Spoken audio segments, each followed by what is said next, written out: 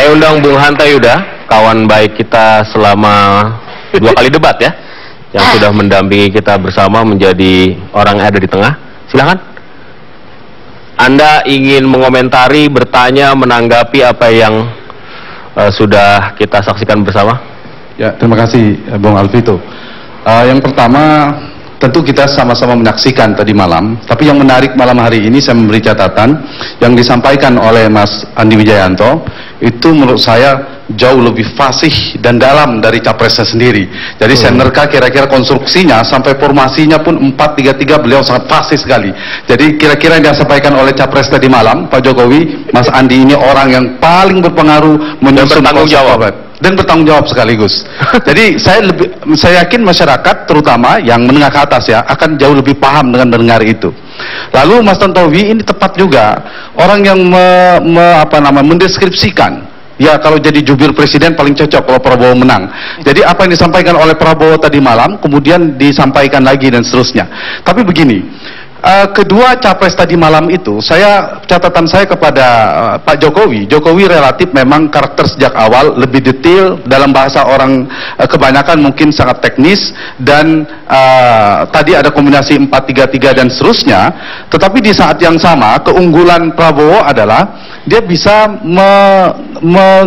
membuat kerangka yang lebih besar yang ditransformasikan dalam bahasa masyarakat. Jadi satu unggul di retorik ya, kemudian lugas, relatif menguasai materi menurut saya. Sebaliknya Pak Jokowi itu sangat detail, menguasai, paling tidak tadi malam saya melihat Jokowi menguasai persoalan, kemudian juga detail, konkret, juga menguasai persoalan. Nah, dari dua hal tadi, ya saya tidak paling sederhana mengatakan saling melengkapi. Kalau berpasangan memang paling tepat. Ceritanya kan sedang bertarung.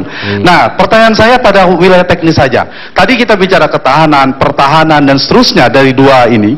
Tapi saya ingin bergeser sedikit, karena terlalu banyak juga kita mendengarkan sudah tema ini tadi malam, dan disampaikan oleh dua tim kampanye.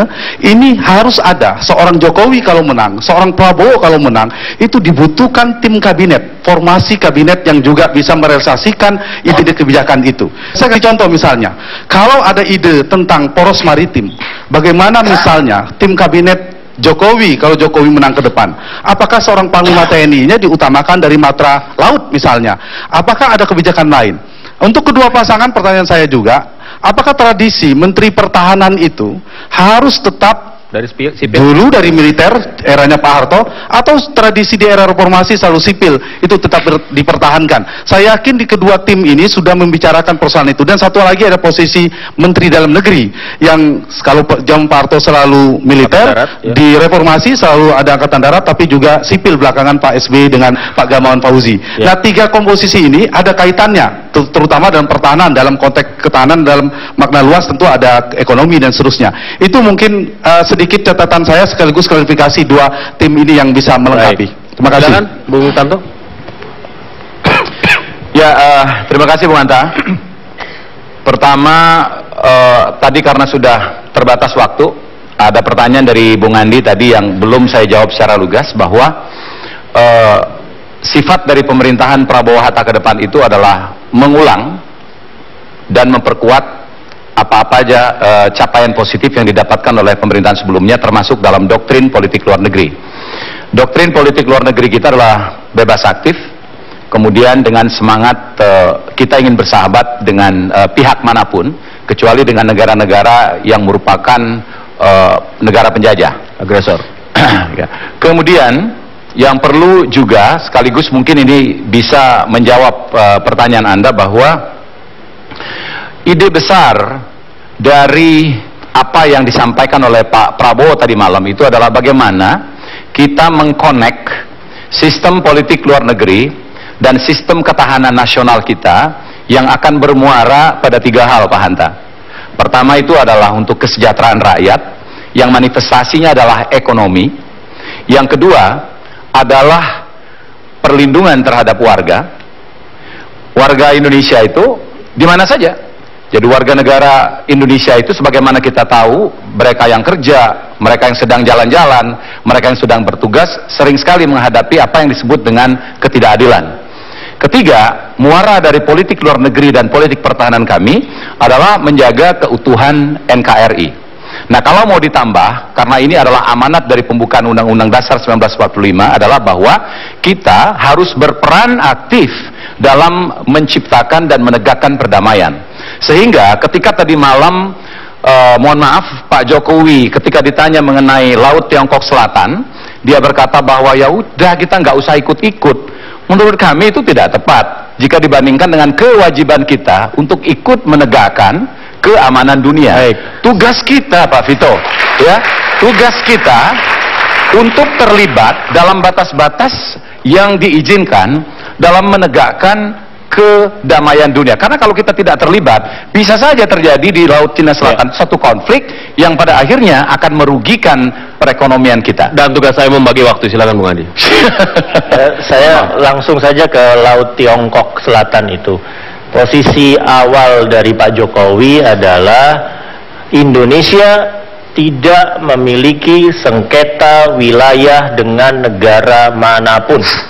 Tidak di Laut Cina Selatan, tidak di perbatasan Kalimantan, tidak di perbatasan antara NTT dan Timor Leste, tidak di perbatasan antara Papua dan Papua New Guinea, tidak di perbatasan dengan Republik Palau. Kita tidak memiliki sengketa wilayah dengan negara manapun.